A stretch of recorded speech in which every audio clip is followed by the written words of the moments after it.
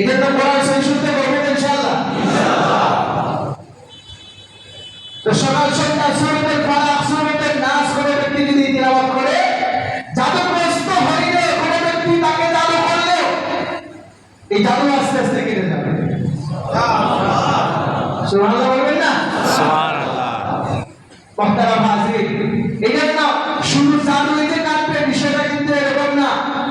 আল্লাহ পাক রব্বুল আলামিন দুইটা সূরার মধ্যে দুনিয়ার যাবতীয় যত অনিষ্ঠা আছে, দুনিয়ার যত অনিষ্ঠা হইতে পারে, সমস্ত অনিষ্ঠা থেকে নিষ্কৃতি পাওয়ার জন্য মহাঔষধ আল্লাহ পাক সূরাতুল ফালাক এবং সূরাতুল নাস আমাদের জন্য দান করেছেন। অর্থের দিকে তাকাইলে তো বুঝতে পারবেন। আল্লাহ পাক বলেন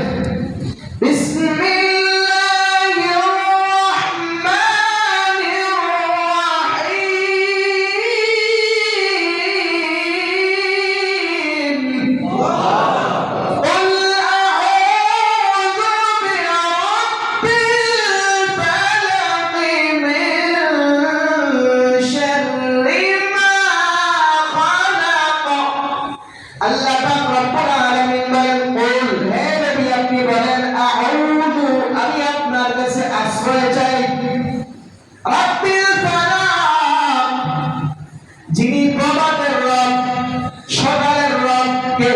আল্লাহ। বলেন কে? আল্লাহ। আমাদের রব কে? আল্লাহ।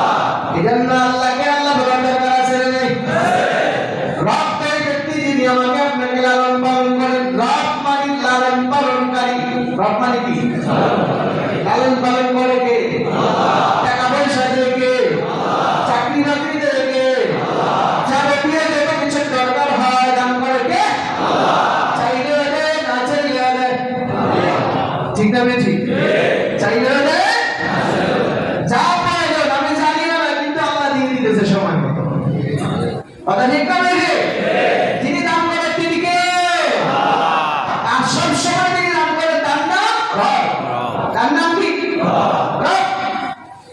এই জন্য আল্লাহ পাক শিক্ষা দিয়েছেন, প্রভাতের রবের কাছে আমি আশ্রয় চাই। পয়গম্বর আপনি বলেন, পয়গম্বর এই আয়াত যখন সূরা যখন নাযিল হলো, পয়গম্বর এভাবে পড়তেছে, এই আল্লাহ পাকের বান্দা এরপরে বলতেছে মিন শাররি মা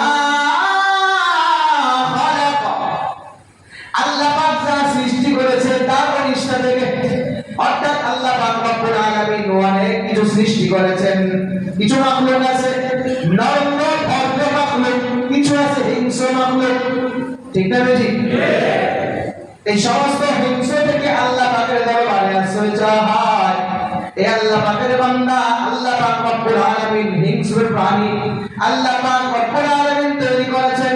সাপ বিচ্ছু আছে, পোকামাকড় আছে, এমনও কিছু পোকামাকড় আছে, এমন কিছু সাপ বিচ্ছু আছে, যদি আমাকে আপনাকে ধ্বংস করে 2-4-5 মিনিটের মধ্যে দুনিয়া থেকে বিদায় নিতে হবে। ঠিক না ঠিক? রাতের অন্ধকারে আপনি হাঁটতেছেন, আপনার পায়ের মধ্যে বিষ্ণু সাপ শুকিয়ে ফেলেছে। আল্লাহ পাকের বান্দা কোন ব্যক্তি যদি সূরাতুল ফালাক তেলাওয়াত করে, রাতের অন্ধকারে গভীর রাতের মধ্যে অন্ধকারের মধ্যে যত কিছু আছে সব কিছুর অনিষ্ঠা থেকে হেফাজত করবে কে? আল্লাহ। এজন্য বলেছে মিন শাররি মা খালাক, আল্লাহ পাক যা খারাপ বস্তু আছে, আল্লাহ পাকের অনিষ্ঠা যত মাখলুক আছে তার থেকে আশ্রয় চাই আল্লাহর কাছে। সুবহানাল্লাহ বলেন না? আপনি সূরা ফালাক তেলাওয়াত করতেছেন, তেলাওয়াতের মাধ্যমে আপনি আল্লাহর কাছে আশ্রয় চাইতেছেন। আল্লাহ পাক প্রবন্ধ হন, আপনি আল্লাহর কাছে আশ্রয় চাইলে তিনি আশ্রয় দেন না? দেন কি দেন না? আপনি চাইলে আল্লাহ পাক রব্বুল আলামিন আপনার জন্য আশ্রয়ের ব্যবস্থা করে দিয়েছে, আপনার জন্য রহমতের ফেরেশতার ব্যবস্থা করে দিয়েছে। এই আল্লাহ পাকের বান্দা কোন ব্যক্তি যদি আল্লাহ পাকের রহমত পাওয়ার জন্য কোন একটা কাজ করে তেলাওয়াত করে আমল করে, আল্লাহ পাক রব্বুল আলামিন রহমতের ফেরেশতার মাধ্যমে তার সমস্ত অনিষ্ঠা থেকে এই বান্দাকে হেফাজত করে। একটি ঘটনা আপনাদের মনে আছে, আমি হয়তো কয়েকবার বলেছিলাম। মুসা আলাইহিস সালামের জামানায় এক ধোপা ছিল, ওই ধোপার কাজ ছিল উলটপালট করে মানুষের জামা একজনের আরেকজনের কাছে দিয়ে দেওয়া। মানুষ বিরক্ত হয়ে মুসা আলাইহিস সালামের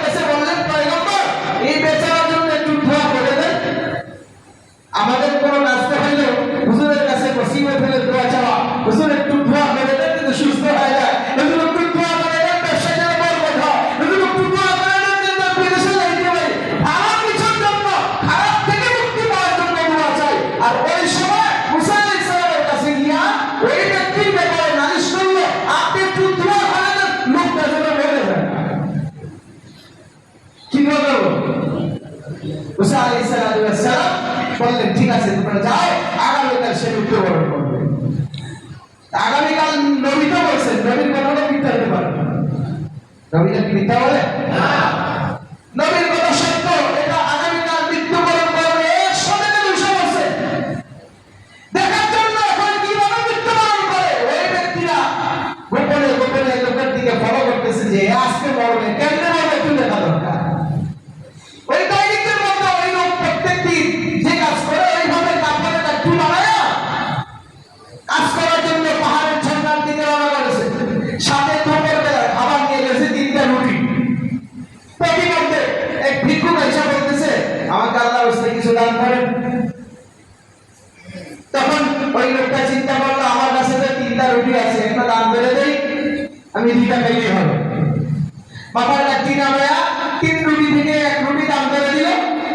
ওই ভিক্ষুক হাতের মধ্যে রুটি পেয়ে আবার দোয়া করলো, আল্লাহ এই লোকটার সমস্ত গুনাহ মাফ করে দেন।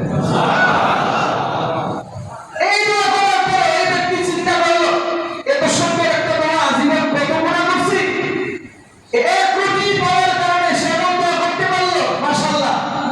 তাহলে বেচারাকে আরেকটা রুটি দেওয়া দরকার। আরেক রুটি দান করছে, এখন এই বেচারা হাত দিয়ে দোয়া করলো, আল্লাহ এই বেচারা জীবনের যত মুসিবত আছে, বিপদ আপদ আছে সব কেটে দেন। এই দ্বিতীয় রুটি দেওয়ার পরে এই দোয়া করলে এই বেচারা আরো খুশি হয়ে গেল, মাশাআল্লাহ। জীবনে যদি বিপদ না থাকে, মুসিবত না থাকে, আল্লাহ যদি কবুল করে দেয়, তাইলে তো আমার জীবনের মধ্যে সুখী আর কেউ হতে পারে না। কথা ঠিক না ঠিক?